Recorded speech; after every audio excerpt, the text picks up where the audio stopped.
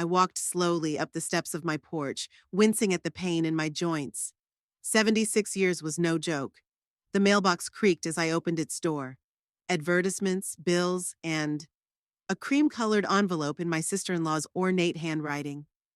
I stared at it for a long moment, hesitant to open it. The last time Lizzie had handwritten to me had been 10 years ago at least. My little house in Bowers looked quiet and empty when I came back inside. Settling into a worn chair by the window, I carefully unsealed the envelope. Dear Rosalind, you are invited to a celebratory dinner in honor of Rebecca's 15th birthday on Saturday at 7 p.m. I reread the note 3 times. No warm words, just a dry invitation. And yet it was an invitation, the first in a long time. My son Neville and his wife Lizzie lived 20 minutes away, in a modern house with panoramic windows and a manicured garden. I had once been there every week helping with the children, preparing Sunday lunches. Now I hadn't stepped foot in the house for over a year. It all started quietly.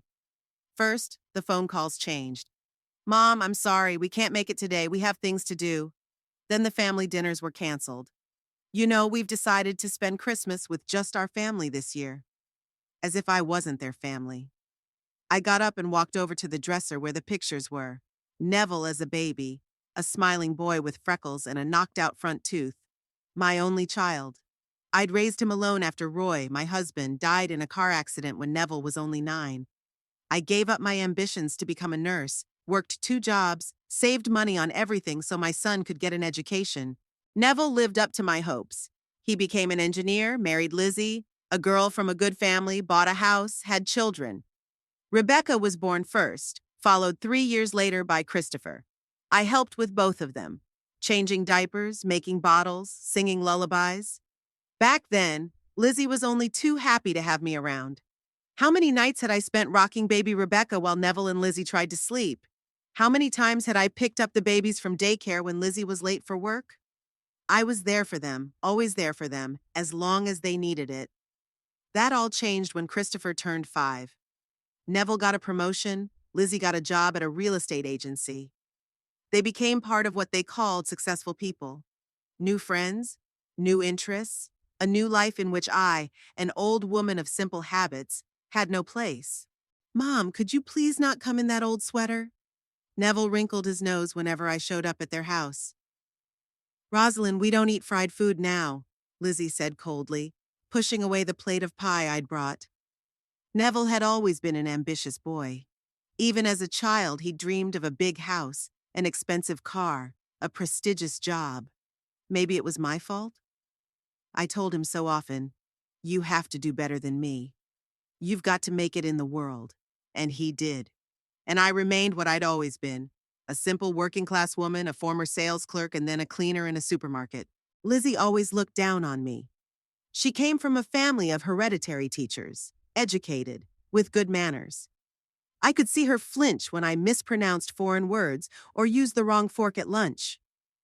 At first, she put up with me for Neville's sake. Then, when the children were small, I was a helpful babysitter. But once my help was no longer needed, Lizzie made it clear that I was only a nuisance to them. My grandchildren grew up and stopped running to me with open arms. Rebecca rolled her eyes when I asked about school, and Christopher hid behind his tablet, barely mumbling a greeting. Children adopt their parents' attitudes. If their mother and father don't respect their grandmother, their grandchildren won't either.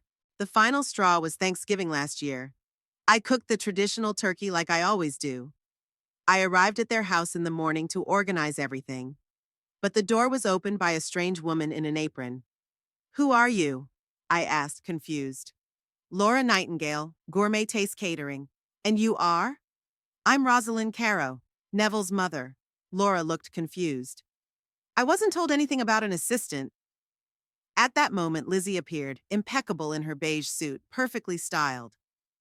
Rosalind, you're early. We were going to call you. You see, this year we've decided to have the dinner catered by professionals. We're having guests from Neville's firm. I was standing there with a turkey in my hands, feeling like a complete fool. But I always cooked for Thanksgiving. That was before, Lizzie cut me off. We do things differently now. Since then, invitations had become rare. I've only been invited to the biggest holidays, and not always. I tried to protest, calling and asking what was wrong. Neville waved me off. Mom, you're being dramatic. We're just busy. We have our own lives. I stared at his picture, remembering how this now 42-year-old man had once climbed into my lap after a nightmare. How I'd kissed his broken knees, how I'd taught him to ride his bike, how I'd sat up nights over textbooks to help with homework. When did it all go wrong? Maybe when I was alone, without a husband, and Neville learned responsibility early on? Maybe I was too hard on him, or spoiled him. Or was it Lizzie who always looked down on me as an uneducated simpleton? I knew of Neville and Lizzie's financial difficulties. They'd never said so directly, but I'd noticed the signs. Neville took out loans for renovations, for a new car for vacations. Lizzie was constantly buying expensive things, like she was trying to prove something. They were living beyond their means, trying to live up to the status they'd invented for themselves. I offered to help. I had a little savings, not wealth, of course, but it might help. Neville refused, proudly declaring that he could take care of his own family. A month later, I found out by chance that he'd taken out another loan. I remembered how Lizzie had cringed when I'd given my grandchildren homemade sweaters for Christmas 2 years ago. Guys, thank your grandmother for these interesting things, she said as if I'd brought them garbage. The sweaters remained unpacked. A week later, I saw them in a donation bin outside the supermarket. The last time I'd been there was 6 months ago for Christopher's birthday. Neville had been talking to his friends all evening, Lizzie was organizing, and the grandchildren were running around with their buddies. I sat in the corner of the living room like an invisible person.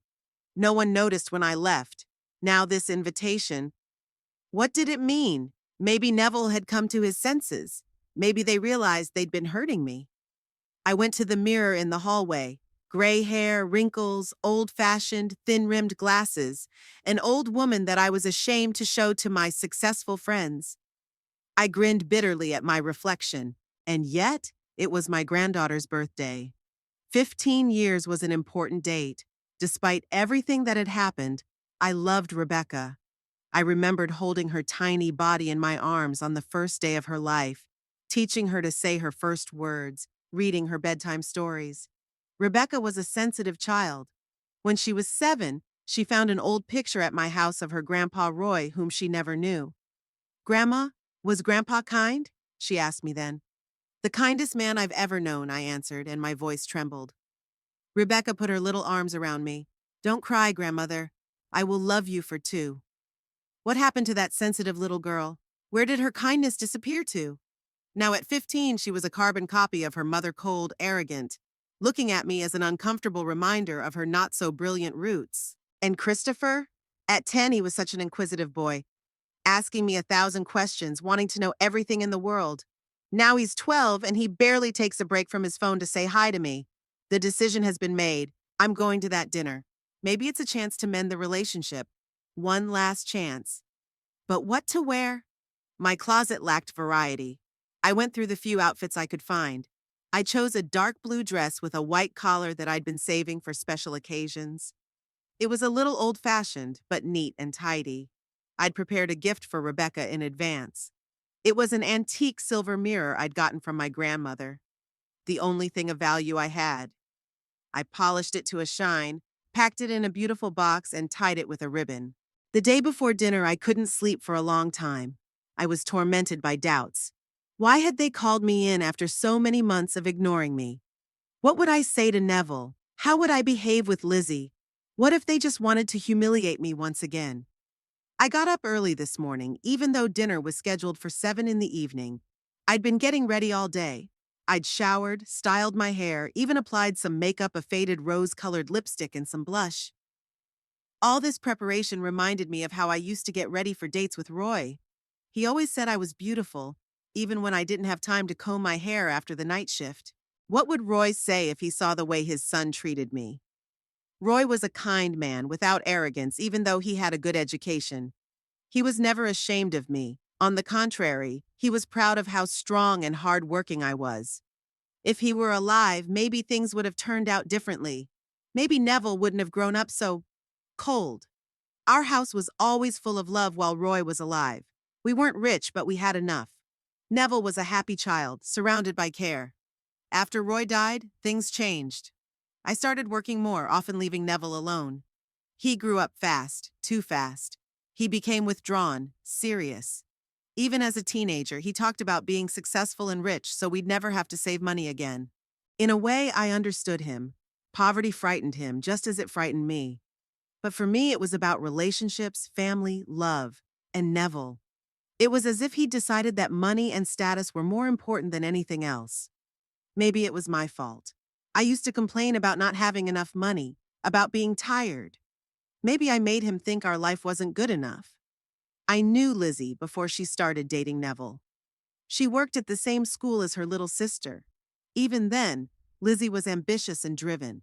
She wanted more than what their teaching family could give her. Neville was her chance for a better life. A smart, successful young engineer with prospects. They fit together like two pieces of a jigsaw puzzle, both striving upwards, both wanting status and recognition. And me. I was just a reminder of where Neville had come from, of the past he was so eager to leave behind. I remembered our last major fight. It had been 3 years ago, when I'd casually mentioned in front of one of his coworkers that Neville had dreamed of being an astronomer as a child, but we couldn't afford a telescope. "Mom," Neville hissed when the guest left, "why do you tell such things? It's of no interest to anyone." "I was just proud of you," I replied, confused. "You were always such a smart, inquisitive boy." "I haven't been a boy in 30 years, he cut me off. "And I'd rather you didn't make us look like poor losers." "We weren't losers," I countered, hurt. "We were a happy family no matter what." Neville laughed bitterly. "Happy? Mom, I never had a proper vacation. I wore rags. All my friends went to summer camps and I worked part-time as a paperboy. I did the best I could," my voice shook. "I know," he sighed, softening a little. "But the past is in the past. I've made a new life, and I'd rather not rake up old stories." After that conversation, something finally snapped between us. Neville called me even less often, invited me out even less, and I was afraid to say the wrong thing, to hurt him, to remind him of the things he wanted to forget. By 6 p.m., I was all set. The cab was booked for 7:30. The drive to Neville's house would take about 15 minutes, but I preferred to be there a little earlier. It was a habit from when I'd worked at the supermarket. Even 5 minutes late was a reprimand. As I waited for the cab, I was once again plagued by doubts. What if this invitation had been sent by mistake? What if they were disappointed to see me on their doorstep? What if I did something wrong again, said the wrong thing, and that would be the last straw? I glanced at my phone. Maybe I should call, make sure the invitation was still open. But then I dismissed the thought. No, it would look pathetic, like I was begging for attention. If they really want to see me, I'll come, and if they don't, well, at least I'll know for sure. The cab arrived on time. The driver, an older man about my age, politely opened the door for me. All the way there, he tried to make conversation, asking where I was going so dressed up. "To my son's house for a family dinner," I replied, trying to sound cheerful. "Oh, that's wonderful," the driver smiled. "Family is the most important thing we have." I nodded, unable to answer. Yes, family was the most important thing. Except, was I still part of Neville's family? My son's house appeared in the distance. Big, modern, with perfectly trimmed bushes out front. The kind of house I'd only seen in magazines or on TV. Neville had really achieved a lot. But at what cost? The cab stopped at the gate. I paid, leaving a generous tip, one of the few luxuries I could afford. The driver wished me a good evening. If only he'd known. There were several cars in the driveway, so the guests were already starting to gather. I took a deep breath and headed for the front door. With each step, my heart was pounding harder and harder. I felt like a child before an important exam, fear, uncertainty, the urge to turn back. But I kept going, for Rebecca, for the last hope of reconciliation. The front door was ajar. From inside came voices, laughter, music. I paused on the threshold, gathering my wits. Then I raised my hand and pressed the bell. The sound rang loud and sharp, as if announcing the arrival of an intruder. For a moment, the voices inside were silent. Then footsteps were heard.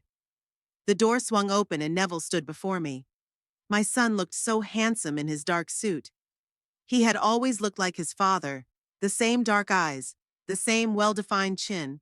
Only there was always warmth in his father's eyes, and Neville's eyes now looked with wonder and anxiety. Mom? He looked as if he'd seen a ghost. You came. Those two words, spoken with such obvious surprise, told me more than a whole conversation could. They weren't expecting me. They didn't think I'd come. The invitation had been an empty formality, sent perhaps under pressure from Rebecca, or just to clear my conscience. And yet there I was, standing on their doorstep with a gift in my hand and a hope in my heart that was melting away with each passing second. You invited me. I tried to smile, but my lips wouldn't do it. Happy birthday to Rebecca. Neville stepped aside, letting me into the house. His movements were stiff, as if he were performing an unpleasant duty. Come in, he said dryly. The guests are already gathering. I stepped across the threshold, feeling my heart clench. The hallway was shining clean, the marble floor, the designer console against the wall, the huge silver-framed mirror. Everything spotless, everything in its place. How far it was from my humble home with worn carpets and old furniture. I brought a present for Rebecca, I said, holding out a neatly wrapped box. Neville took it without even looking at it. Good, I'll give it to her. I'd like to do it myself. She's busy with her friends right now, he interrupted. Maybe later. There were voices and laughter coming from the living room. I took a step in that direction, but Neville stopped me with a hand on my shoulder. Mom, before we join the others, he hesitated, searching for words. There will be important people there. Colleagues, business partners, please be restrained. I felt the color flood my cheeks. What do you mean? You know, he avoided looking me in the eye. Don't tell your stories about the past, and don't ask people about personal things. It can be awkward. I pressed my lips together, trying not to show how much his words hurt me. Neville was already embarrassed of me, and I hadn't even had a chance to open my mouth. Okay, I replied quietly. I'll sit as quiet as a mouse. Neville sighed. I didn't mean it like that. It's an important night for us. For Rebecca. He turned and headed for the living room. I had no choice but to follow him. The living room was full of people. I recognized Lizzie's parents. They were standing by the fireplace, talking to some elegant couple. Mr. and Mrs. Chase had always seemed haughty to me. They taught at a private school and considered themselves the intellectual elite. They spoke to me condescendingly, as if I were a child or not very smart. Lizzie noticed us and hurried over to meet us. She looked flawless in her cream dress with perfect hair and makeup. Rosalind! Her smile didn't touch her eyes. How nice of you to be able to come. She hugged me, a cold, formal embrace that ended before I could respond. Where's Rebecca? I asked, looking around. I wanted to congratulate her. She's still getting ready, Lizzie replied. You know how it is with teenage girls. Everything has to be perfect. Lizzie turned to Neville. Darling, Richard wanted to talk to you about that project. He's at the bar. Neville nodded and, without a word to me, walked away. Lizzie was about to follow him, but I stopped her. Lizzie, thank you for inviting me. I thought you'd forgotten about me. Her smile became strained. Oh, not at all, Rosalind. We're just very busy. You realize, work, children, social obligations. Of course, I nodded. I understand. It's just that sometimes I feel like superfluous. Lizzie looked embarrassed for a moment, but quickly pulled herself together. Don't be silly. You're family. It's just that we have different interests. She glanced at my modest dress. By the way, do you want something to drink? Champagne? Wine? Wine would be nice, I agreed. Great. Wait here, I'll get it. Lizzie left, leaving me alone in the middle of the living room. I felt uncomfortable under the stares of strangers.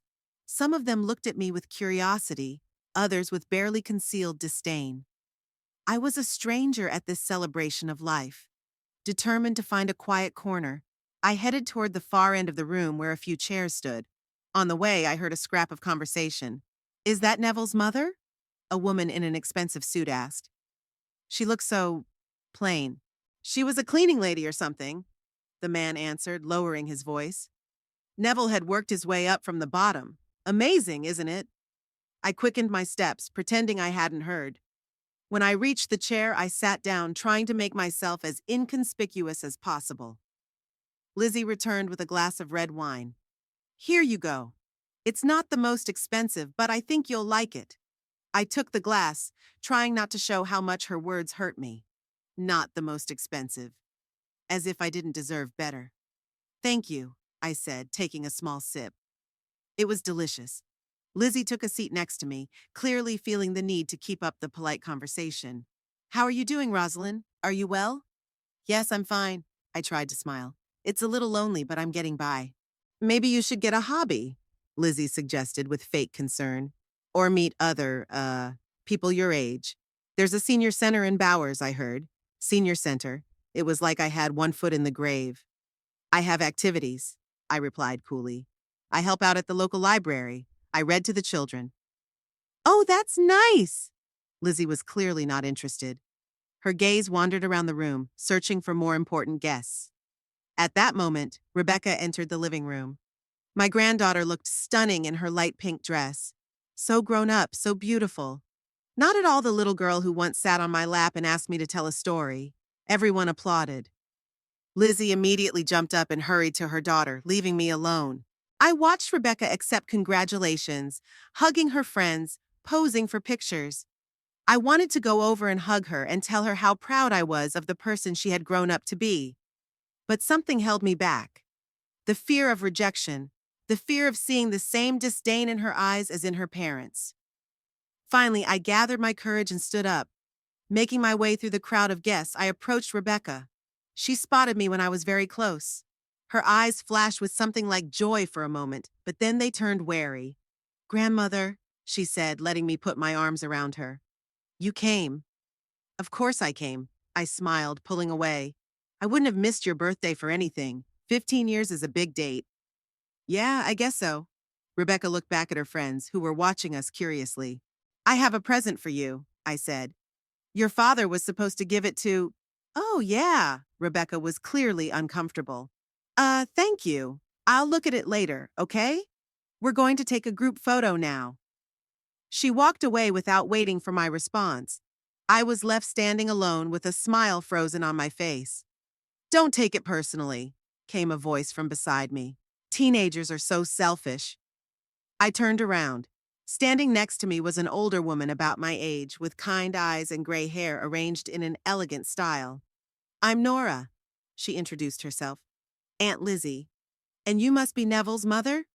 Rosalind. I held out my hand. It's nice to meet you. Likewise, Nora smiled. I feel a little out of place here, too. Too many young people, too much talk about things I don't understand. I was relieved to have found a kindred spirit. I know what you mean. Sometimes I feel like I'm speaking another language. We had a little chat with Nora. It turned out she was a widow like me and lived alone in a small house on the outskirts of Bowers. We found a lot in common and even exchanged phone numbers, agreeing to meet up sometime. Our conversation was interrupted by Neville announcing that it was time to get to the table. The guests began to move into the dining room. I followed them, but Neville intercepted me. Mom, you sit over there. He pointed to the far end of the table. Next to Aunt Nora? I nodded, grateful to at least be sitting next to someone nice. But it was still a shame that I was seated so far from the center, where Neville, Lizzie, and Rebecca were seated. The dinner was exquisite. Several course changes, expensive wines, impeccable service. I felt uncomfortable with all the different sizes of forks and knives, not always knowing what was for what. Nora, noticing my confusion, quietly prompted me. The conversation at the table revolved around work, travel, politics. I kept silent, realizing that I had nothing to add to the discussion of resorts in the Maldives or the latest trends in the stock market. At one point, Lizzie, who was sitting far enough away from me but still within earshot, started talking about her last visit to her stylist. He works wonders, seriously, she said. Even the most hopeless looks can be transformed. She cast an expressive glance in my direction. A few of the guests followed her gaze and grinned. I pretended not to notice and continued eating.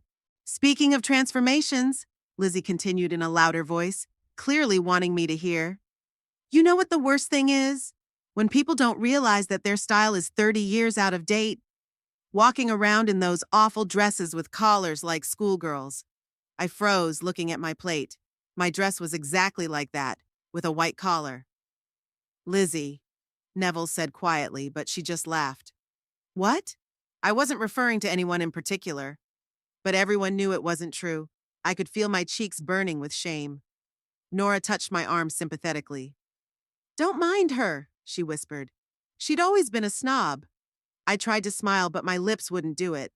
What had I done to Lizzie? Why was she so intent on humiliating me? After the main course, dessert was served, an exquisite cake with 15 candles. Everyone sang Happy Birthday. I sang too, looking at my granddaughter, who was glowing with happiness. If only she had looked in my direction, she would have seen how proud I was of her. But Rebecca didn't look. She was preoccupied with her friends, her parents, her presents. I was just a figure on the periphery of her life, an insignificant detail to be forgotten. After the cake, the guests began to move back into the living room for coffee and drinks. I followed them, still hoping to find a moment to have a proper conversation with my granddaughter. In the living room, I saw Rebecca opening presents, surrounded by her friends. A tight circle had formed around her, and it was impossible for me to get through. I watched from afar as she admired each gift, as she hugged the givers. My gift was not one of them. Looking for your granddaughter? Nora asked, approaching me with a cup of coffee. Yes, I sighed. I wish I could talk to her, but she's so busy. Young people, Nora shook her head, always in a hurry to get somewhere, always surrounded by the same young and noisy. They rarely have time for us old people. You're right, I smiled sadly. But I understand her. When I was her age, I wasn't much interested in talking to my grandmother either. And yet, Nora frowned, there was more respect for elders in our time. These kids, they think the world revolves around them. I didn't answer. What could I say? That the world was indeed changing, and not always for the better? That the new generation had grown up with different values, where respect for elders wasn't a priority? At that moment, I noticed Lizzie having an animated conversation with some woman, glancing in my direction every now and then. They were both laughing, and I couldn't help but feel that they were laughing at me. Don't mind her, Nora said, noticing my glance. Lizzie has always been like that. She likes to feel superior. What have I done to her? I asked quietly. Why does she dislike me so much? Nora shrugged. Perhaps she sees you as a threat. Mothers are often jealous of their mothers-in-law, thinking they are trying to influence their husbands or children. But I've never interfered in their lives, I objected. I've always tried to help without being intrusive. It's not about what you do or don't do, Nora said softly. It's about how she sees it. Lizzie, she'd always wanted to be the center of attention, to be in complete control. And you're a reminder that Neville had a life before her, that he loved someone else before her. I thought about what she said. Maybe there was some truth to them, but it didn't explain why Neville let his wife treat me like that, why he was so cold and distant himself. At that moment, Lizzie laughed loudly, drawing everyone's attention. She was standing in the center of the room, holding a photograph of some kind. My God, look at this! She exclaimed. Neville, I didn't know you wore such horrible glasses! The guests gathered around her, looking at the picture and laughing. I tensed, recognizing an old family album I had once left at their house. What's that dress? Lizzie continued, flipping through the pages. It looks like it was sewn from a curtain. I stood up and walked towards her, feeling anger building up inside. These were my memories, my life that she was making a mockery of. Lizzie, I said as I approached the group. This is my scrapbook. She looked at me with feigned surprise. Oh, Rosalind. I was just showing the guests how cute Neville was when he was a baby. Look at this adorable picture. She held out the album to me, open to a picture of Neville and me standing in front of our old house. I was in a simple chintz dress, he in worn jeans and thick-rimmed glasses. Yeah, I picked up the album. It was before his high school graduation. So, interesting outfits, Lizzie smiled, but her eyes remained cold. 70s fashion, huh? We couldn't afford fancy things, I answered bluntly. But we were happy. Lizzie looked a little embarrassed by my bluntness, but quickly pulled herself together. Of course, of course. It's not how you look, it's how you feel, she said with such fake sincerity that I could barely keep from rolling my eyes. Exactly. I closed the album. Thank you for keeping it. Actually, I found it in the attic when we were cleaning, Lizzie said. I was going to throw it away, but I thought you might be interested in looking at it. It brings back so many memories, doesn't it? Throw it away. She wanted to throw away the memories of Neville's childhood, of our lives, like it was garbage that needed to be gotten rid of. Yeah, I clutched the album in my hands. Thanks for not throwing it away. Lizzie smiled and turned to the guests. Who wants more champagne? We have a lovely vintage we brought back from France last year. The guests followed her, momentarily forgetting about the old photos and me. I was left standing there with the album in my hands, feeling as if I'd been kicked under the breath. Neville came over to me, looking embarrassed. I'm sorry about that, he said quietly. Lizzie didn't mean to hurt you. Did she? I looked into his eyes. I think that's exactly what she wanted. Neville sighed. Mom, don't start. It's Rebecca's night. Let's not make a scene. I stared at him, not believing my ears. His wife had just publicly humiliated me, made a mockery of our past life, and he was worried about me not making a scene? I've never made a scene, Neville, I said quietly. All my life I've been quietly tolerant. When your father died and we had to cut back on everything, I didn't complain. When I had to work 16 hours a day so you could go to a good school, I didn't complain. When people looked down on me because of my job, my clothes, my accent, I didn't complain. Neville looked like he was in physical pain listening to this. Mom, please. But now, I continued, not letting him interrupt me, now that your wife is openly mocking me, our life, everything we've been through, are you afraid I'll make a scene? Lizzie didn't mean anything bad, Neville said quietly, looking around to make sure no one could hear. She's different, you know. She grew up in a different environment. And that justifies her behavior? That she's different? I shook my head. Neville, when did you become so indifferent? My son looked annoyed. I'm not indifferent. I just don't want to make a big deal out of it. Lizzie showed some old photos, made fun of the fashions of the day. What's so terrible about that? It's not about the pictures, Neville. I tried to get through to him. It's about respect. The way she treats me, the way she talks to me, the way she looks at me like I'm some sort of loser that I'm ashamed to show my friends. Neville ran a hand through his hair, a gesture he'd done since childhood when he was nervous or angry. Mom, this isn't the time or place for this conversation. Please, let's just enjoy tonight, okay? Enjoy. How could I enjoy an evening where I was constantly humiliated and ignored? Where my own son was ashamed of me? But I could see it was useless to argue. Neville had already taken Lizzie's side, as he had always done in recent years. All right, I said, giving up. I'll enjoy the evening. Neville looked relieved. Thank you, I'm going to go check on Rebecca. He walked away, leaving me alone with the album in my hands. I flipped through a few pages, looking at the pictures of our past lives. Neville on the bike I bought him for Christmas, working overtime for a month. Neville at graduation, so proud in his rented suit. Neville getting his college diploma, the first in our family to earn a college degree. We've come such a long way, overcame so many hardships. And now he stood there among the rich and successful, ashamed of his roots, ashamed of me. I closed the album and clutched it to my chest. These were my memories, my life, the only thing I had left. The evening continued. The guests laughed, talked, drank expensive champagne. I sat in the corner, watching it all as an outsider. Nora occasionally joined me, but most of the time I was alone. Lizzie continued to play the part of the perfect hostess. She flitted from one guest to another, laughing, keeping the conversation going. Occasionally she glanced in my direction, and each time I saw the same thing in her eyes, contempt mixed with irritation at my presence. Rebecca never came up to me. She was too busy with her friends, her gifts, her life, in which there was no room for Grandma. I began to wonder why I had come at all. Why put myself through this humiliation? No one here was happy to see me. No one needed my presence. As the evening wore on, I felt more and more alone every minute, surrounded by these noisy, cheerful people.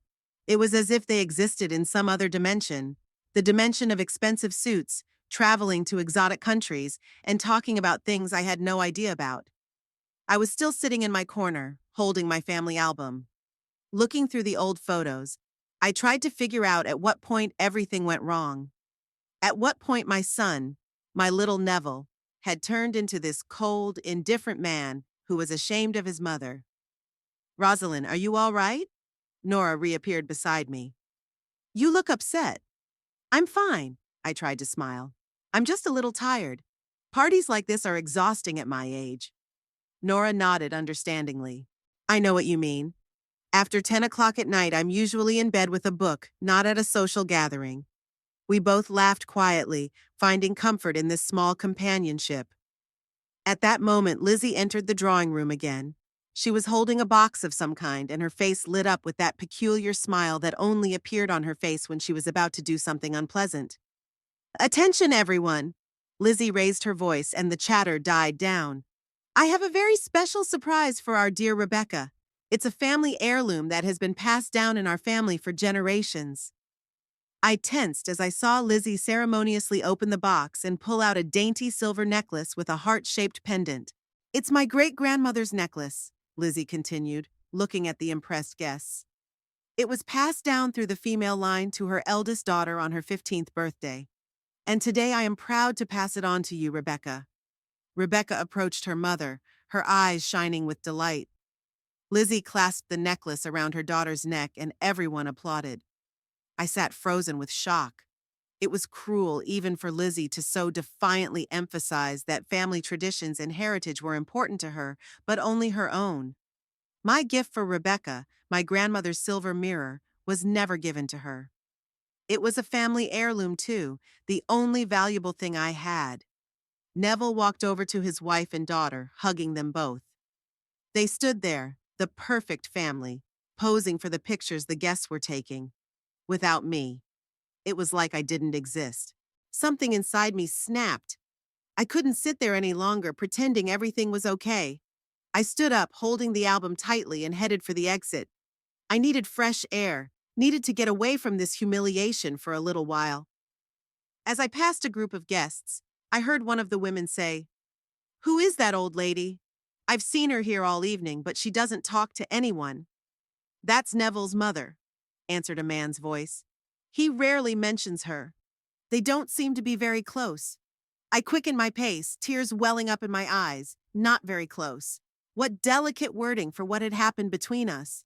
My own son had cut me out of his life, and everyone knew it. I walked out into the hallway, intending to find a private place to gather my thoughts. But there I ran into Lizzie, who was escorting a guest out. "Rosalind!" She looked at me with feigned concern. "Are you leaving already?" "No." I shook my head. "I just wanted to get some rest. Lots of people, it's noisy." "Of course," Lizzie smiled her fake smile. "At your age, such events must be exhausting. Maybe you should go home. I can call a cab." Even now, even after all her barbs and humiliations, she kept trying to get rid of me. "I'm fine," I replied firmly. "I want to stay for my granddaughter's birthday party." Lizzie pressed her lips together, clearly unhappy with my answer. "It's up to you. Just try not to draw attention to yourself, okay? Rebecca should be the center of attention tonight, not—" She didn't finish her sentence, but her gaze spoke for her. "Not an old woman in an old-fashioned dress." "I understand," I said, trying to keep my dignity. "I'm not going to interfere with the festivities." "Good," Lizzie nodded. "And one more thing. Why don't you leave this album here?" She pointed to the family album I was still holding. "It looks so old. It doesn't fit the atmosphere. That was the last straw." I clutched the album tighter to my chest. "No, Lizzie. This album is part of my life, part of Neville's life, and I'm taking it with me." Her eyes narrowed. "You know, Rosalind, sometimes I think you're trying to ruin everything on purpose. We invited you over as a courtesy, and you act like you have some kind of right in this house." "Rights?" I couldn't believe my ears. "I'm Neville's mother, Rebecca's grandmother. Of course I have rights in this family." "Family?" Lizzie laughed, cold and hard. "Listen, Rosalind, Neville and I are family. Rebecca and Christopher are our family. And you? You're just an old woman who can't let go of the past." I recoiled like a blow. Her words hurt deeper than any physical pain. "How dare you?" I began, but Lizzie interrupted me. "No, How dare you spoil my daughter's party with your pathetic looks and your pretenses? Do you think Neville hasn't told me how you've tried to control him all his life? How you made him feel guilty for every sacrifice you made? That's not true, I exclaimed, feeling my voice shake. I never. Mom? Lizzie? What's going on here? Neville appeared in the hallway, his face a look of alarm and annoyance. The guests in the living room had fallen silent, listening to our conversation. Neville! Lizzie turned to her husband, her voice instantly pitiful. I just asked your mom if she wanted to rest and she started yelling at me. What? I gasped in indignation. That's not true. She said I'm not part of your family. Neville shifted his gaze from me to Lizzie, and I was horrified to see him hesitate, wavering between his own mother and the woman who had just insulted me in the most brutal way possible. Neville, I took a step toward my son. You don't believe her, do you? You know me. I'm your mother. Lizzie crossed her arms across her chest, her posture expressing the certainty that Neville would take her side. And she was right. Mom, Neville sighed. I asked you not to make a scene. This is Rebecca's party. If you can't behave appropriately, maybe you really should leave. I stared at him, not believing my ears. My son, my boy, the one I had raised alone, the one I had sacrificed everything for, was now standing in front of me and telling me to leave, because I was defending my dignity. Neville. My voice shook. You don't understand. Lizzie. I understand, Mum, he interrupted me, his voice growing colder. You can't accept that I have my own life, my family. You're always trying to interfere, always trying to be the center of attention. That's not true. I felt tears running down my cheeks. I just want to be a part of your life, part of my grandchildren's lives. By now, the guests were coming out into the hallway, attracted by the noise. Among them, I saw Rebecca, whose face was a mixture of embarrassment and annoyance. What's going on? She asked, looking at her parents. Nothing, dear, Lizzie answered quickly. Your grandmother is a little tired and is going home. I'm not going home, I objected. I want to stay for my granddaughter's party. Neville stepped forward, his face contorted with anger. That's enough, Mother. You've ruined the evening. I'll call you a cab and you can go home. Now. I stared at him, stunned by his tone. He'd never spoken to me like that, so coldly, so contemptuously. Neville. I held out my hand to him. Please don't do this. Don't push me away. He pulled back, avoiding my touch. I'm not pushing you away. You're the one pushing everyone away with your behavior. Your constant complaining, your self-pity. Neville, I couldn't believe he was saying that. How can I? He raised his voice. I've put up with your manipulation for years, your attempts to make me feel guilty for being successful, for creating a life better than the one we had. You're not happy for me. You're jealous of me. His words were like knives stabbing into my heart. How could he think I was jealous of him? I was proud of him, always had been. Every achievement, every success. Neville, it's not true. I tried to speak calmly despite my tears. I always wanted the best for you. I've always supported you. Supported? He laughed bitterly. You reminded me of every sacrifice you made, every hard day you went through for me. You used it to control me. No, I shook my head. I never wanted to control you. I just wanted to be a part of your life. But it's my life, Mom, Neville said, his voice quieter but no less cruel. It's mine, not yours. And I decide who is a part of it and who isn't. I felt the ground slipping from under my feet. Where did my son disappear to? That boy who hugged me when I was sad, who shared his dreams with me, who swore he would always take care of me when he grew up. You can't mean that, I whispered. I am your mother. I will always be a part of your life. Neville looked at me, and I saw something frightening in his eyes, determination, cold and unwavering. No, Mother, he said quietly. You're not part of our family anymore. Go away. The silence that followed those words was deafening. The guests froze, not knowing where to look. Lizzie stood with a look of ill-concealed triumph on her face. Rebecca looked shocked, but made no move to intervene. And I could feel something inside me finally dying. Love. Hope. The belief that my son was still out there somewhere, under the mask of this cold, calculating man. I straightened, wiping my tears with the back of my hand. If he wanted me to leave, I would, but not before I say what I have to say. Okay, Neville. My voice was quiet but firm. I'll leave, but before I do, I want you to hear me. He crossed his arms over his chest, his posture expressing impatience. I'm listening.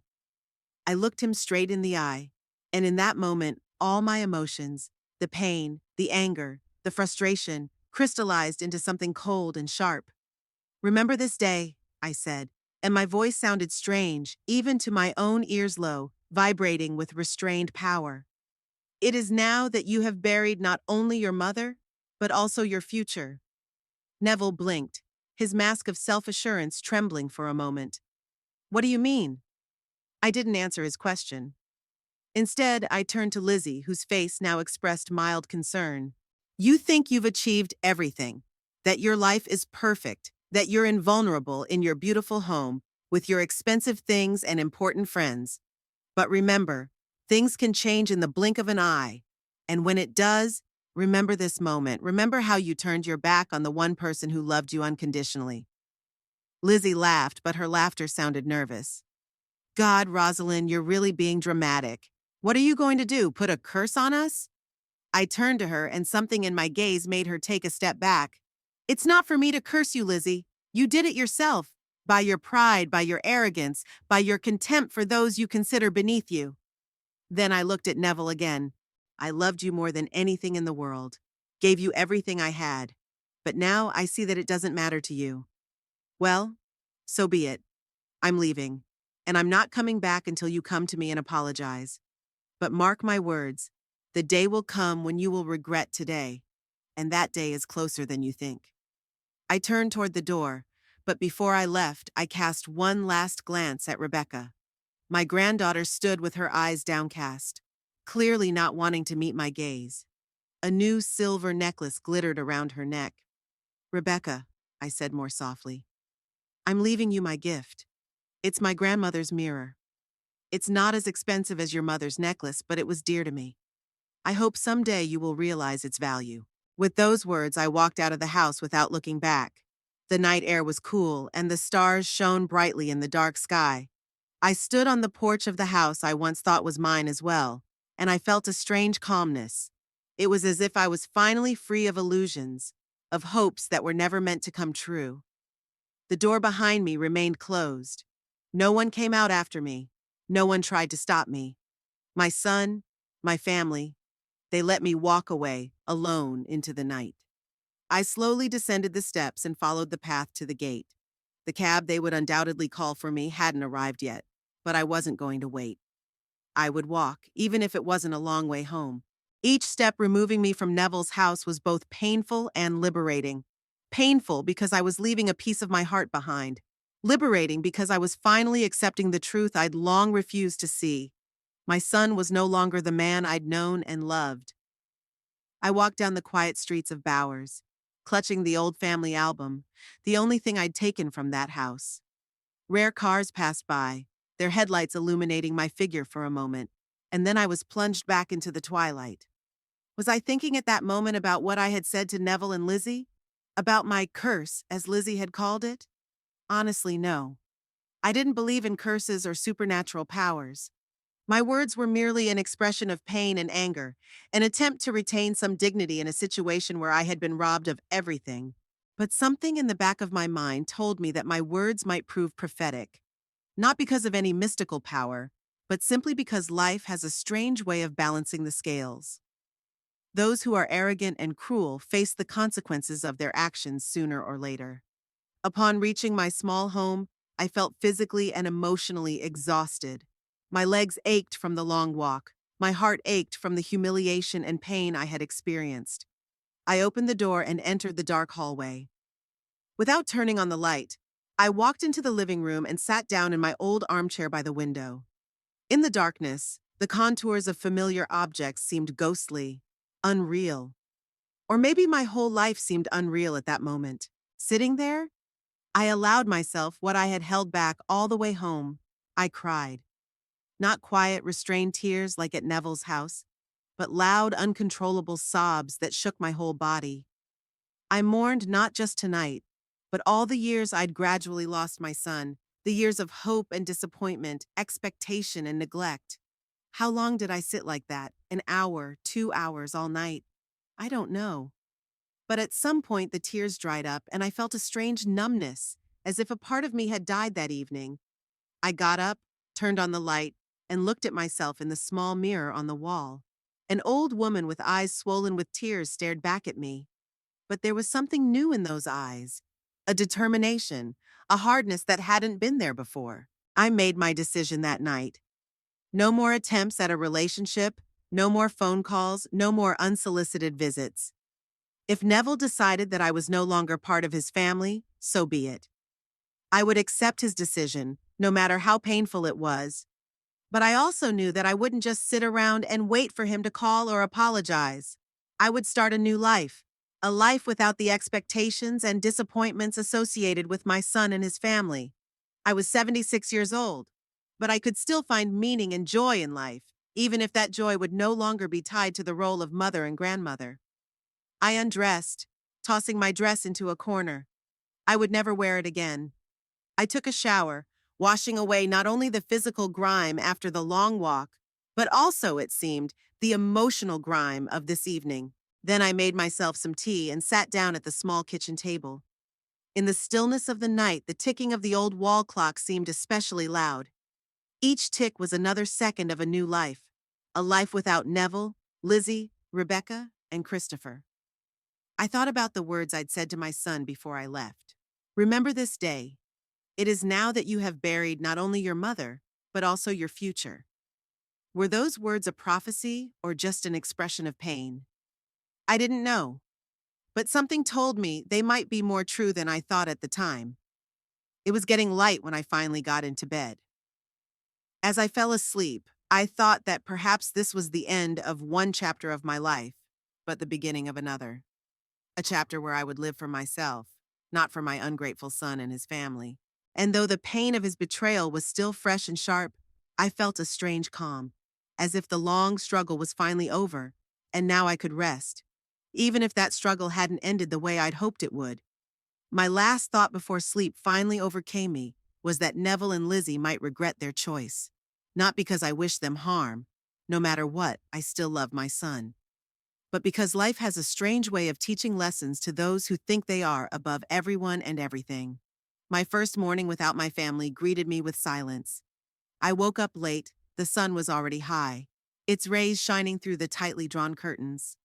I lay still for a few seconds, trying to figure out why my chest felt so heavy. And then I remembered everything, the humiliating evening, Neville's cruel words, my walking out into the night. "You're not part of our family anymore. Leave!" His words echoed in my head, causing almost physical pain. How could he? How could my son, my flesh and blood, do this to me? I forced myself to stand up. At my age, you can't let yourself lie in bed all day, even if you're heartbroken. My arms and legs moved as if on their own, performing the usual morning rituals. Wash, dress, put the kettle on. Walking past the dresser in the living room, I stopped in front of the pictures. Neville as a child, Neville as a teenager, Neville with his wife and children. My whole life was here, captured in these pictures. I took one picture, Neville and I at his graduation from college. He in his robe and Confederate gown, me next to him, so proud, grinning ear to ear. We both looked so happy. I stared at the picture for a long time, and then I resolutely put it face down. Then I did the same with the rest of the pictures. I couldn't bring myself to put them away, but it hurt too much to see them every day. The phone rang, and my heart jumped. Was it Neville? Was he coming to his senses, wanting to apologize? I almost rushed to the phone. "Hello? Rosalind, it's Nora, Aunt Lizzie. We met yesterday at Rebecca's birthday party." I felt both disappointed and relieved. Not Neville, but not completely alone. "Yes, Nora, I remember. Hello. I was just wondering how you were. Yesterday, it was awful the way they treated you." Her words were like a balm to the wound. Someone else realized how unfairly I'd been treated. "Thank you for your concern. I replied, fighting the lump in my throat. Yeah, getting by. Look, Nora continued, I was thinking maybe we could get together, have some tea, talk. I'm in a similar situation myself with my daughter, and sometimes you just need someone to share it with. I agreed, marveling at how quickly life throws up new opportunities when old doors close.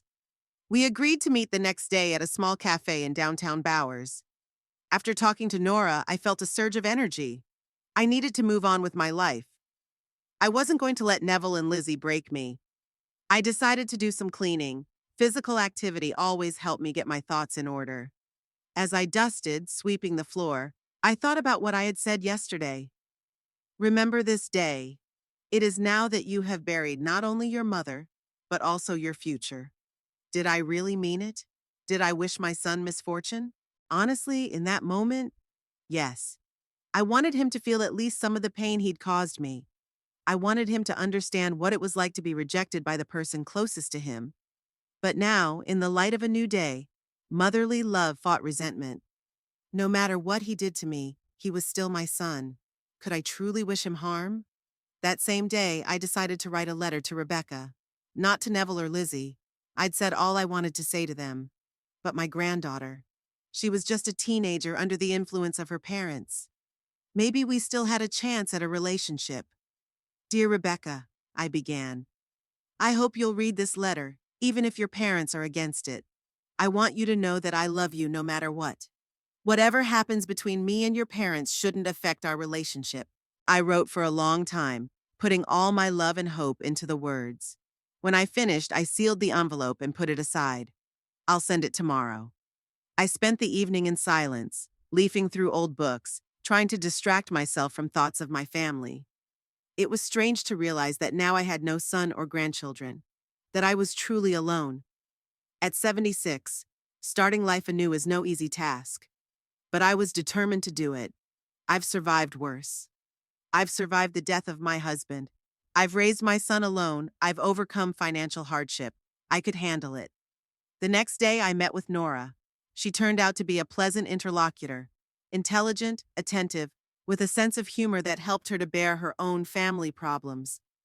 We talked about our children, about disappointments, about hopes that didn't come true, about how hard it is to accept that your child didn't grow up the way you raised them. You know what the most frustrating part is? Nora said, stirring her tea. That they don't value our experience, our wisdom.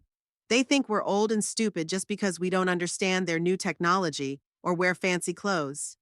I nodded, agreeing with her. We'd lived whole lives, seen and experienced things they have no idea about, but that doesn't mean anything to them. Nora sighed. Well, at least we have us. Two old hags who understand each other. We laughed, and for the first time in the last 2 days, I felt like I could breathe more freely. After my meeting with Nora, I sent an email to Rebecca and decided to take a walk around town. It was a clear, sunny day, and I didn't want to go back to an empty house. I walked slowly, watching the people around me, young mothers with strollers, school children hurrying home, couples holding hands. They all seemed so happy, so whole. Unlike me, a broken old woman with a broken heart. No, I pulled myself back. No self-pity. You're stronger than this, Rosalind. And I was indeed stronger than that. Every day I forced myself to get up, to get dressed, to get out of the house. I signed up to volunteer at the local library, started seeing Nora more often, even joined a knitting group at the local senior center. Lizzie would have been amused, given her comments about my homemade sweaters. The days were adding up into weeks. There was no word from Neville, no word from Rebecca either. Apparently my letter either didn't get through or was intercepted by my parents, or worse, was read and ignored. I tried not to think about them, but I couldn't. Every morning I woke up thinking, maybe he'll call today. Every night I fell asleep with disappointment. He didn't call. And then, 3 weeks after that unfortunate dinner, I saw Neville. It was an accident. I was leaving the supermarket loaded down with grocery bags when I spotted him across the street. He was standing by his car, talking on his phone, and he looked different, tired, tense. Even from a distance, I could see the dark circles under his eyes, the nervous gestures. My heart beat faster. My son, my boy. Despite everything, I still loved him, still wanted to go over and hug him, ask him what was wrong, what I could do to help. But I didn't. Instead, I quickly turned in the opposite direction, trying to get away before he noticed me. I wasn't ready for this encounter. I wasn't ready to see the coldness and disgust in his eyes again. At home, I couldn't stop thinking about how Neville looked. Something was obviously wrong. He was always so neat and well-groomed, and today he seemed almost shabby. Was he in trouble? And if so, what kind? It's none of your business, I reminded myself. He's made it clear that you're no longer a part of his life. But my motherly heart wasn't listening to reason. I was worried. The next day, Nora called me with unexpected news. "Rosalind, you won't believe what I found out." Her voice sounded worried. "Neville's in trouble at work." I froze, clutching the phone. "What do you mean?" "My niece works at the same company as him. She told me there was some kind of scandal last week. Neville proposed a project that turned out to be a flop. The company lost a major client because of it." I slumped back in my chair, feeling my knees go weak. "How serious is it?" "Serious enough. He still works there, but his reputation has taken a serious hit, and that doesn't seem to be his only problem." "What else?" I'm holding my breath. "Well, it's more of a rumor, but word is he and Lizzie aren't doing so well. My sister saw them at the restaurant last week and they were fighting, right there in front of everyone. Lizzie even walked out, leaving him alone. I didn't know what to feel. On the one hand, some dark part of me felt satisfied. This was it. Retribution for the way they'd treated me. On the other hand, it pained me to think that my son was suffering. "Thank you for telling me," I said to Nora. "But I don't think there's anything I can do. He's made it clear he doesn't want to see me." "I understand," Nora said softly. "I just thought you should know. After that conversation, I couldn't find a place to be." I walked around the house, trying to keep my hands busy and my mind occupied, but my thoughts kept coming back to Neville. What exactly had happened at his job? How serious were the problems with Lizzie? And I couldn't help but think about it. Did it have anything to do with my words that night? "Remember this day. It is now that you have buried not only your mother, but your future." Was this really some kind of prophecy? Did my words really have power? "Don't be ridiculous," I pulled myself back. "You're not some witch from a fairy tale. Your words can't affect reality." Still, the coincidence was strange. Just 3 weeks after my curse, Neville started having problems. First at work, then with his wife. What next? I remembered what Neville had looked like outside the supermarket, tired, exhausted, like he hadn't slept for several nights. It was so unlike him, always impeccable, always in control. Something had seriously disrupted his perfectly organized life. Part of me wanted to call him, to offer help, support. But the other part, the part that still bled from his cruel words, stopped me. He'd made his choice. Let him live with the consequences. For the next few days, I tried not to think about Neville and his problems. I focused on my new life, volunteering at the library, seeing Nora, knitting. But thoughts of my son wouldn't let me go.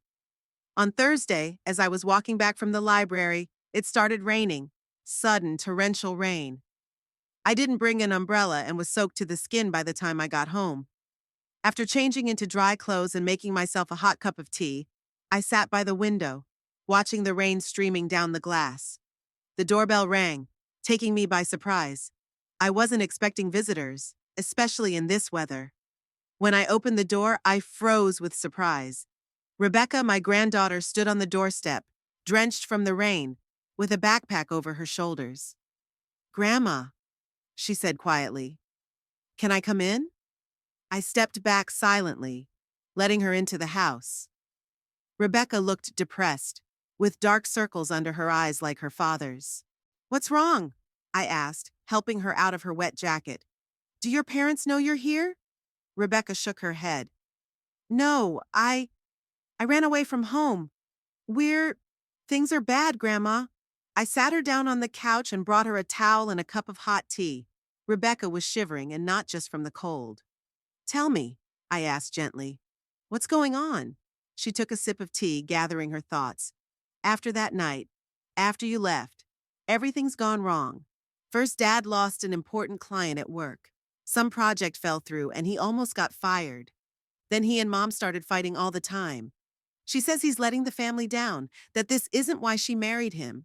I listened, feeling the anxiety building up inside. This was worse than I thought. What about you, Christopher? Rebecca grinned bitterly. We try to stay out of their fights. Christopher spends all his time at a friend's house or in his room. And I couldn't take it anymore, especially after I found your letter. You got it? I couldn't hide my surprise. I thought your parents. My mom intercepted it. Rebecca nodded. But I accidentally found it in her desk last week. I read it and I realized what a terrible thing we did to you. How could I just stand there and watch Dad kick you out? How could I not stand up for you? Her eyes filled with tears, and I hugged her, feeling my own heart break with pain and love. You were a child in a difficult situation, I said. Don't blame yourself. But it's worse now, Rebecca continued, wiping away her tears. Dad, he's changed. He's nervous, irritable, always talking about bad luck, about some curse hanging over him. And yesterday I overheard him telling Mom that it all started after what you said the other night, that you'd done something to him. I pulled away, shocked. What, he really thinks that? Rebecca nodded. He said, it started after she said, you buried not only your mother, but your future. She did something to me, Lizzie. It's not a coincidence. I couldn't believe my ears. Did Neville really believe that I had put some kind of curse on him? That my words, spoken in a moment of deep pain, had supernatural power? That's absurd, I said firmly. I'm not a witch, Rebecca. I can't curse people. I was just expressing my pain. What's happening to your father now is a coincidence, or perhaps a consequence of his own actions. I know. Rebecca looked tired beyond her years. But he doesn't believe it. He's becoming obsessed with the idea, and it scares me. I didn't know what to say. My son, always so rational, so practical, believing in a curse? It was so unlike him. What else is going on? I asked. Besides problems at work and fighting with your mom? Rebecca thought for a moment. A lot of little things. His car broke down last week. Then his wallet was stolen. And 3 days ago he slipped on the wet office floor and sprained his ankle. Now he has to walk with a cane. A series of bad luck, one after another. Anyone would start looking for an explanation, and Neville found it in my words. In his guilt, which he didn't want to admit, but which was gnawing at him from the inside. And now what? I looked at my granddaughter. What do you plan to do? Rebecca lowered her eyes. I don't know. I can't go home, not now. It's too hard. Can I stay with you? Just for a couple days? My heart squeezed with compassion. Of course I couldn't refuse her. Stay as long as you need to. I stroked her head like I'd done when she was little. But we have to let your parents know where you are. They'll be worried. Rebecca nodded, though she clearly wasn't thrilled with the idea. Okay. But can we not do it tonight? I'm not ready to talk to them. Okay, I agreed. I'll call them in the morning. I made Rebecca's bed in the guest room that had once been Neville's room. It was strange to see my grown granddaughter in the room where her father had once slept, a boy with dreams of a great future, a boy who loved his mother. It was late in the afternoon when Rebecca fell asleep, and I sat in the kitchen, reflecting on the turn my life had taken. 3 weeks ago, I had been a lonely old woman, rejected by my own family. Now my granddaughter was sleeping in the next room, and my son was apparently going through a major crisis. I couldn't help but reflect on my words that evening. Of course, I didn't believe I had actually cursed Neville, but part of me wondered, what if my pain and anger had somehow materialized? What if the universe had decided to restore balance by punishing someone who had hurt his mother? No, I shook my head. That's superstition. Neville created his own problems by his arrogance, his disregard for others, his desire to appear better than he is. Still, I couldn't help but feel uneasy. Whatever the cause of his unhappiness, Neville was suffering, and no matter how much he hurt me, I didn't want that. I didn't want my son to be broken. Tomorrow, I decided. Tomorrow I'll call him. I'll tell him I have Rebecca, that she's safe, and maybe we can find a way to fix what's broken between us. Exactly 1 week had passed since Rebecca showed up on my doorstep.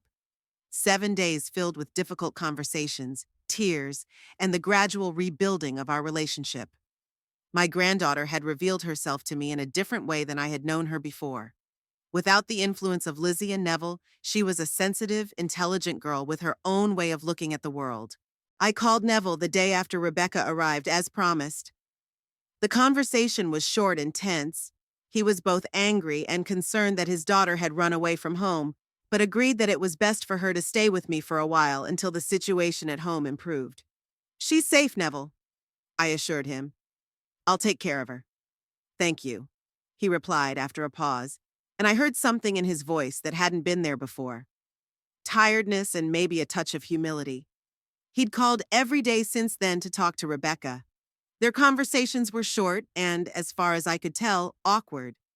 Rebecca didn't say much about what was going on at home, but from the snippets of phrases and her reactions to her father's calls, I could tell that things weren't getting any better. Nora, my new friend, became a frequent visitor to our house. She brought homemade baked goods, helped with the cooking, and entertained Rebecca with stories about Bowers and its people. Thanks to her and her connections in town, I learned news about Neville that he didn't share himself. "I hear his company's making more layoffs," Nora said one day when Rebecca was at school. "And they say he's at the top of the list for layoffs." I sighed, pouring tea into cups. "It's not a rumor anymore. Rebecca said he's coming home later and later and looking worse. She's worried about him." "And Lizzie?" Nora asked, adding sugar to her cup. "Is she supportive of him?" I shook my head. "From the looks of it, no. Rebecca says they hardly talk to each other. Lizzie spends more time out of the house than she does at home." Nora clucked her tongue. "I've never understood that woman, marrying a man and then leaving him as soon as the difficulties start." I didn't answer. Despite everything that had happened, I found it hard to judge Lizzie. Yes, she had been arrogant and cruel to me, but she was the mother of my grandchildren. And perhaps she had her own reasons for distancing herself from Neville during this difficult time. That day, Rebecca's 7th day with me, she and I decided to bake an apple pie, her favorite treat from childhood. I taught her how to roll out the dough, slice the apples thin, and add the spices. She laughed when the flour got on her nose, and I saw in her the little girl who once loved to spend time with me. "You know, Grandma," she said, stirring the stuffing, "I haven't been as happy as I am these days at your place in a long time." I smiled, though my heart stabbed at the realization of how miserable she must have been at her parents' house. "I'm glad you're here, dear. You can always come to me, you know that, don't you?" She nodded, but her smile faded a little. "I do know that. It's just, I'm worried about Dad. He sounds worse every day, and yesterday—" She stopped talking, biting her lip. "What happened yesterday?" I asked softly. "He was crying," she said softly. "I've never seen Daddy cry. Never. Even when Grandpa Roy died, he didn't cry. At least not in front of me. And yesterday I heard him sobbing in his study." I froze, picturing Neville, my strong, always collected son, crying alone. What could have driven him to such a state? "Rebecca," I chose my words carefully, "don't you think your father needs help? Professional help, maybe?" She shrugged, avoiding my gaze. I tried to tell my mom that, but she just brushed it off. Said he was just going through a rough patch and needed to pull himself together. Typical Lizzie, denying the problem instead of trying to fix it. But I was starting to get seriously worried. What if Neville really needed help? What if he was on the verge of a breakdown? We finished the pie and put it in the oven. Rebecca went to her room to do her homework, and I stayed in the kitchen, wondering what to do next. Maybe I should have called Neville, offered to help despite everything that had happened between us? Before I could make a decision, the doorbell rang. It was sharp, insistent. When I opened the door, I froze in surprise. Neville stood on the doorstep. But he wasn't the Neville I knew, confident, impeccably dressed, with a straight back and a proud head. This man looked as if his life was falling apart before his eyes. His face gaunt, his eyes inflamed, his clothes wrinkled, his cheeks unevenly shaved. He was leaning on a cane, probably because of the sprained ankle Rebecca had mentioned. "Neville?" I couldn't hide my surprise. "What are you, Mom?" He interrupted me, his voice sounding hoarse. as if he'd been crying or screaming for a long time. I need to talk to you, please. I stepped back, letting him into the house. He was limping, leaning heavily on his cane, and he looked like every step was hurting him. Is Rebecca home? He asked, looking around. Yes, she's in her room doing her homework. Good, he nodded. I'd rather talk to you alone. I led him into the kitchen and motioned for him to sit down. He sank heavily into a chair, putting his cane beside him. Tea? I suggested, not knowing how to start the conversation. No, thank you. He rubbed his face with his hands. Mom, I need your help. I sat down across from him, waiting for him to continue. Neville looked like he was having trouble finding the words. You've probably heard from Rebecca that I'm problems, he said at last. Yeah, she mentioned that things weren't going well at work, I said carefully. Neville let out a short, barking laugh that didn't have an ounce of mirth in it. Not everything is smooth. That's an understatement. I was fired, Mom. Yesterday, after 15 years with the company. They just called me into the director's office and told me my services were no longer required. I couldn't hide my shock. Neville had always been successful in his career, constantly promoted, proud of his accomplishments. I'm sorry, I said sincerely. What happened? He shook his head, staring into the space in front of him. Everything started falling apart after that night, after what you said. First, I lost an important client because of a mistake I never would have made before. Then another. Then I blew a presentation to the board of directors. And all the while I felt like something was weighing on me, like a dark cloud hanging over my head. I listened without interrupting. He needed to talk. And then the trouble with Lizzie started, he continued. She was always there when things were going well. But as soon as things got difficult, he paused, swallowing. She left Mom, took Christopher and went to her parents, said she couldn't live with a loser. I felt my heart clench. No matter how I felt about Lizzie, it was a cruel thing to do. Neville, That's not all, he interrupted me, a note of desperation in his voice. I saw a doctor yesterday. They found a problem with my heart. Nothing fatal, but it needs treatment, expensive treatment, and now I have no job, no health insurance. He fell silent, looking at his hands on the table, hands that were visibly shaking. It all started after you said that, Mom, he said quietly. After you said I'd buried my future. And I can't help but think that this is your curse, that you did something to me. I stared at him, not believing my ears. Did my rational, practical son really believe that I had put some mystical curse on him? Neville, I began softly, you can't be serious, can you? You don't believe in curses, in magic. You've always been so rational. I know, he nodded. I know how it sounds. But how else do you explain the fact that everything in my life started falling apart right after you said that? It can't just be a coincidence. I sighed, not knowing how to approach this conversation. What do you want from me, Neville? What do you want me to do? He looked up at me with a look of despair. Take it off. The curse. Say you forgive me, that you take it back. I looked at my son, broken, scared, clinging to the superstitions he'd always ridiculed. Part of me wanted to just agree, to say I'd break the curse if it would bring him relief.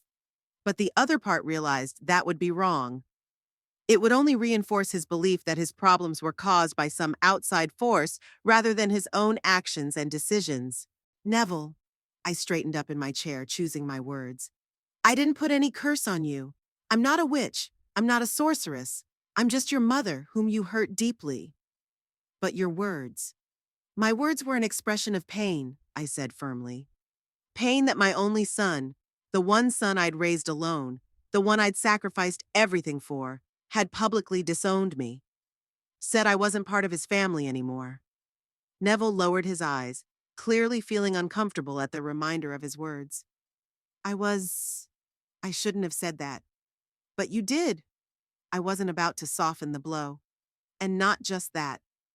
You stood by and watched your wife humiliate me. You let her mock our past, our life. And instead of protecting your mother, you joined her. I know, he shook his head.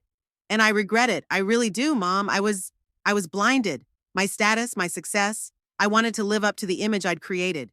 And that, Neville, is the real cause of your problems, I said, looking him straight in the eye. Not some mythical curse, but what you've become. Arrogant, selfish, willing to turn your back on your mother to maintain your image as a successful man. He listened without interrupting, and I could see that my words were resonating, albeit painfully. You didn't lose your job because of the curse, I continued. It was because you always put your own success before the team, because you thought you were better than everyone else. And when the problem started, no one was there to support you. Where did you? Rebecca told me, I explained, about the way you talked about your coworkers, how you thought they were incompetent, not worthy of your level. Neville swallowed, not denying it.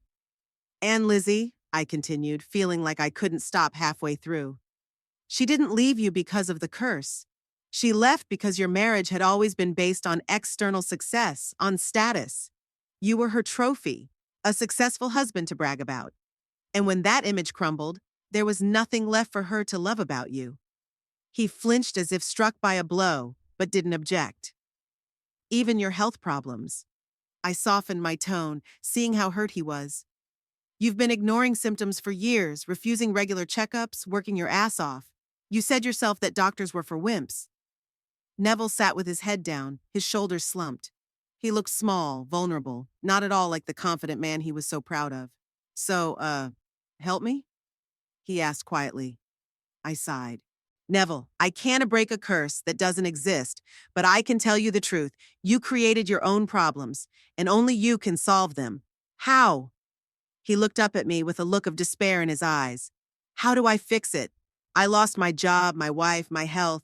I have nothing left. You have a daughter who loves you no matter what, I reminded him gently. And you have time to rethink your life. But I'm not going to solve your problems, Neville. What do you mean? He looked confused. I won't give you money for treatment, I said bluntly. I won't call people I know to get you a job.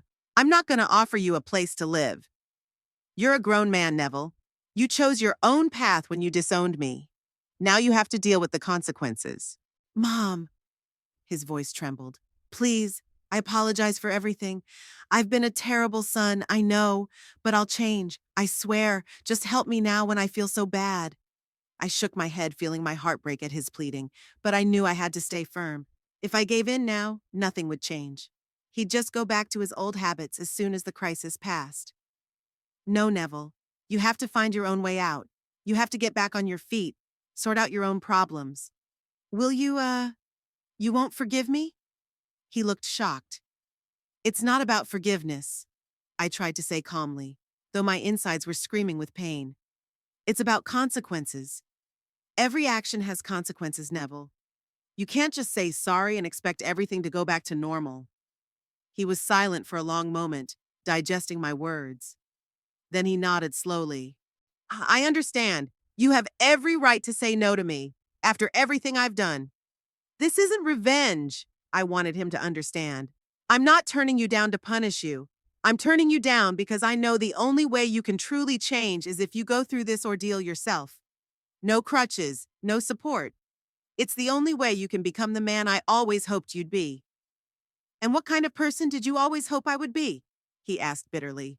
Honest, strong, capable of admitting his mistakes and correcting them, respectful of others, not just those who might be useful to him, I said quietly. I hoped you would become like your father. He was never ashamed of his roots, would never betray a loved one for status or money. Neville flinched as if my words had physically hurt him. Mentioning his father always hurt. He idolized the memory of Roy, though he remembered him vaguely. I understand, he said finally, rising from his chair. Thank you for your honesty, Mom. I'll find a way to deal with this on my own. He picked up his cane and walked slowly toward the exit. At the kitchen door, he stopped. Rebecca, can she stay with you? Until I'm back on my feet? I don't want her to see me like this, and I don't want her to go back to Lizzie's. It's not a good atmosphere. It's not the best atmosphere. Of course, I nodded. Rebecca can always stay here as long as she wants. Thank you, he said quietly. You won't tell her I stopped by? Yeah. I'll call her later when I'm more, focused. Okay, I agreed. I won't tell. He nodded and continued on his way to the front door. I followed him, watching him struggle with the simple movements. Each step seemed to hurt him, not just physically, but mentally. At the front door, he turned around one last time. Mom, do you really believe I can fix this on my own, after everything I've ruined? I stared at him for a long time, at this broken man who had once been my proud, successful son, and I didn't know what to say. Part of me believed in him, believed that somewhere deep inside this stranger, the boy I had raised was still alive. But another part doubted it. Too much had been destroyed, too far down the path he'd chosen. I don't know, Neville, I answered honestly. It's up to you, how much you really want to change. He nodded, accepting my answer. Goodbye, Mom, he said quietly and walked out, closing the door carefully behind him. I stood in the hallway feeling strangely empty.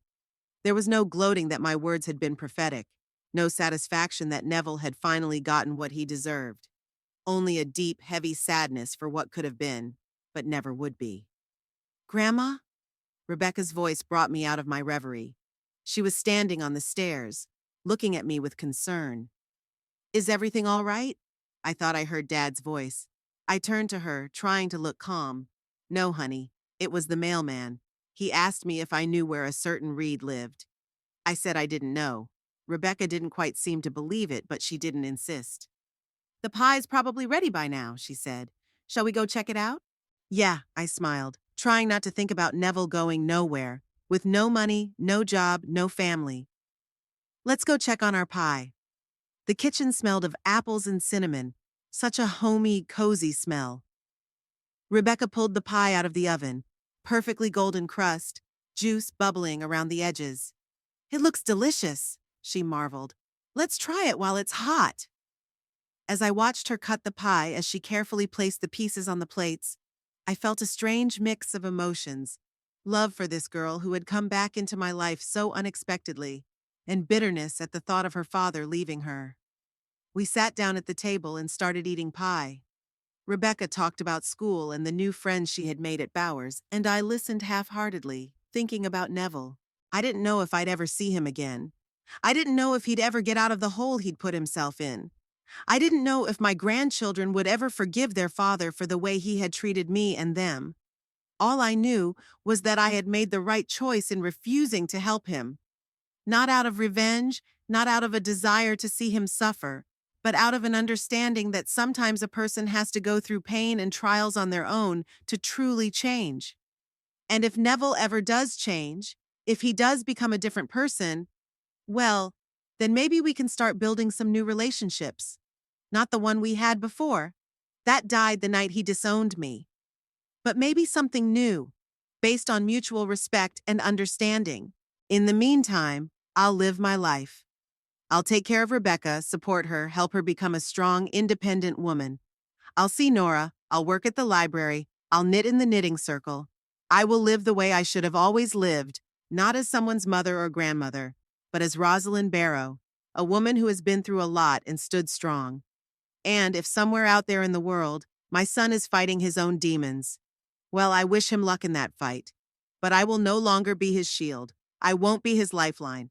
I won't be the one to pick up the pieces of his mistakes. That chapter of my life ended the night he said, "You're no longer part of our family." And a new one began today when I said, "I won't solve your problems." And in this new chapter, there was no room for the son who betrayed me, but there was plenty of room for the granddaughter who found her way back to me, for new friends, for new interests, for the new independent Rosalind.